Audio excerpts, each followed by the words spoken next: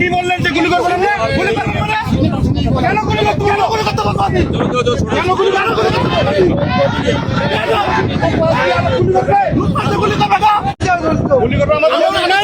গুলি নাই আমাদের আছে।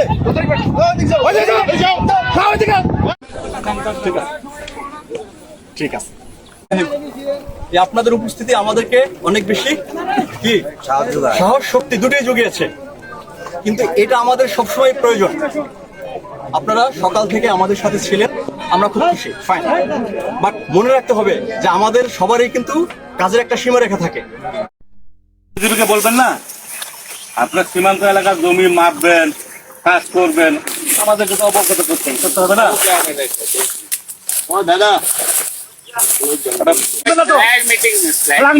কাজ আপনি করতে পারবেন না, কি বলেন আপনি? ফালতু কথা। আপনি এখানে কাজ করলে আমাকে বলতে হবে, এখানে আমাকে বলতে হবে যে এখানে কাজ করতেছি আমি। আপনি আন্দাজ কোথায় সীমান্তে চলে আসবেন, এটা তো হবে না ভাই। আমার কথাটা কাছে, আমি যদি এখানে কাজ করি আপনাকে অবশ্যই অবগত করবো আমি। আর আপনি এখানে কাজ করলে 150 গজের ভিতরে আপনি করেন, আমি কিছু বলবো না আপনারা। কিন্তু 150 গজের ভিতরে আপনার কাজ করলে আমাকে জানতে হবে, আমাকে বলতে হবে। যেহেতু আন্তর্জাতিক সীমা রেখা 1975 সালে ইন্দিরা মোদী চুক্তিতে বলা আছে এখানে সীমান্ত এলাকা বিএসএফ যদি কাজ করে বিজেপিকে অবগত করতে হবে, বিজেপি কাজ করলে বিএসএফ অবগত করতে হবে। আপনি জমি মাপতেছেন, খুঁটি কাটতেছেন, আমি জানলাম না 150 গজের ভিতরে 20 গজ হবে না আপনার। এটা কি আন্তরিকতা? এটা কি ভালোবাসা?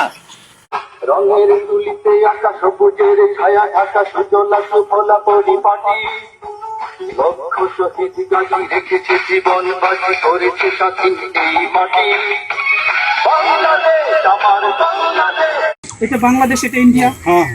তো বাংলাদেশের মালিক থাকবে, ইন্ডিয়া মালিক থাকবে।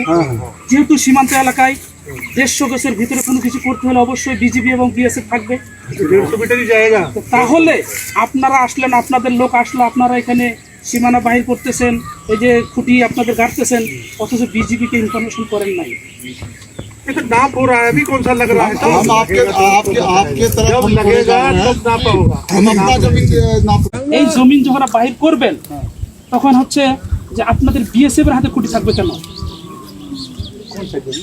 आपका जमीन कौन सा इधर? না, আপনাদেরটা হলো যখন বাহির করবে এই জমির যে মালিক আছে উনি খুঁটি হাতে নেবেন, কিন্তু আপনাদের হাতে খুঁটি কেন?